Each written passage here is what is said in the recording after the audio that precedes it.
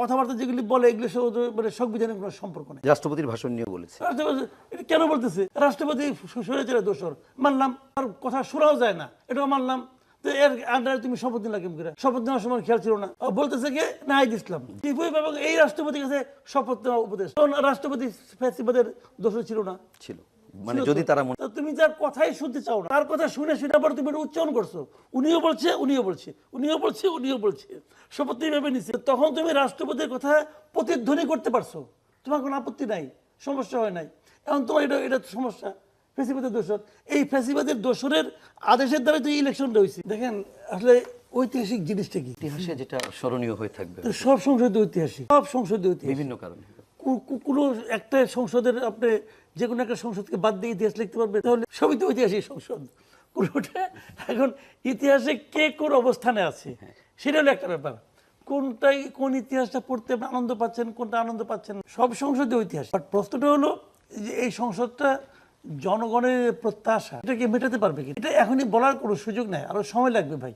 যেমন একজন সংসদ সদস্য আমাদের সঙ্গেই আছে, মানে ওনাকে তো আমি পছন্দ করি, ওনার সঙ্গে আমি কথা বলতে পছন্দ করি, ওনার সমালোচনা করতে আমি পছন্দ করি, কারণ আমি জানি উনি সমালোচনা করলে একভাবে জবাব কি গ্যারান্টি দিয়ে বলতে পারবেন বাকি 299 জন ওনার মতোই হবেন। ওখানে ওনার চেয়ে বেটার আছে, আবার ওনার চেয়ে ইনফেরিয়র আছে। ওনার মতো যুক্তি দিয়ে কথা বলার লোকও আছে, আবার একদম অযৌক্তিক কথা বলার লোকও ওখানে আছে। এখন কার কি ভূমিকা থাকবে এটা ভাই 5টা বছর তো অনেক দিন, কে কি বলবে না বলে বলা বড় কঠিন, এবং ওই ভূমিকার দ্বারা সংসদ হবে। এখনো যে সংসদ যাত্রাই শুরু করে নাই, সেটা কেমন হবে কেমন হবে না বলা বড় কঠিন। যেমন আমি নিজে মনে করতাম যে জামাত মোটামুটি একটা মানে ওই যে মানি না, মানবো না, ভাঙলাম, চললাম, চলে গেলাম, হাইটে চলে গেলাম, সংসদ বয়কট করলাম, একদিনও শান্তিতে থাকতে দিব না, এই যে বলবে, এই টাইপের দল জামাত না, এটা আমার কাছে মনে হয়। তারা সংসদে থাকবে, সংসদের সুযোগ সুবিধা নিবে, সংসদে বসে আর্গুমেন্ট করবে, এই টাইপের দল জামাত, এটা আমার ধারণা। কিন্তু তাদের সঙ্গে আবার এনসিপি আছে। এখন এনসিপি তো কথাবার্তা যেগুলি বলে এগুলো মানে সংবিধানের কোনো সম্পর্ক। রাষ্ট্রপতির ভাষণ নিয়ে বলেছে। এটা কেন বলতেছে?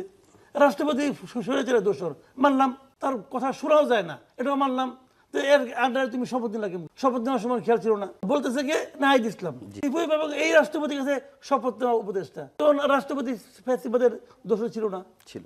মানে যদি তারা তুমি যার কথাই শুনতে চাও না, তার কথা শুনে পর তুমি উচ্চারণ করছো, উনিও বলছে উনিও বলছে উনিও বলছে উনিও বলছে, শপথ ভেবে নিছে, তখন তুমি রাষ্ট্রপতির কথা প্রতিধ্বনি করতে পারছো, তোমার কোনো আপত্তি নাই, সমস্যা হয় নাই। এখন তোমার এটা সমস্যা ফ্যাসিবাদের দোষর। এই ফ্যাসিবাদের দোষরের আদেশের দ্বারা তো ইলেকশনটা হয়েছে, তোমার সমস্যা হয় নাই। এই ফ্যাসিবাদের দোষরের আদেশ যেটা দিয়েছে, যেটা নাকি বেআইনি বলতেছে, অবৈধ বলতেছে, সেই আদেশের জড়িত তুমি বলতেছো যে আমাদের সংবিধান সংস্কার পরিষদের মেম্বার হিসেবে শপথ নেওয়া দরকার ছিল।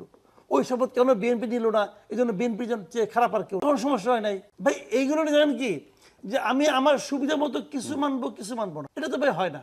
মানলে পরে মানে নাহলে মানেন না, এগুলো তো আবদারের কথাবার্তা। এই আবদার তো মানে ভাই এই সংবিধান চলবে, সংসদ চলবে সংবিধান দিয়ে, দুই লাইনে আসে এগুলো বলতেছে।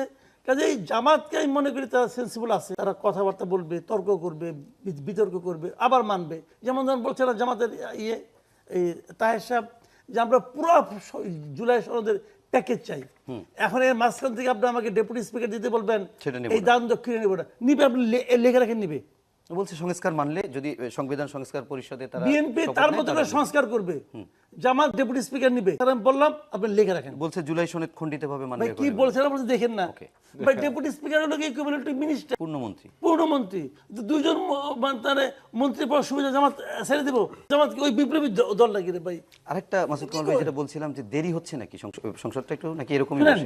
এটা হলো কি আপনার সরকারি দল যেটা আছে এটা তাদের প্রিপারেশনের উপর নির্ভর করে। কারো প্রিপারেশন থাকে মনে করেন আমি পরের দিন বসলাম, আর কারোর মধ্যে হয়তো একটু থাকে, মানে আপনার কি বলে এটাকে সংযম থাকে, ভাবে দুদিন পরে হলো আমাদের, দুদিন আগে হলো আমাদের, যাই আস্তে আস্তে গুছাই টুসাই নেই।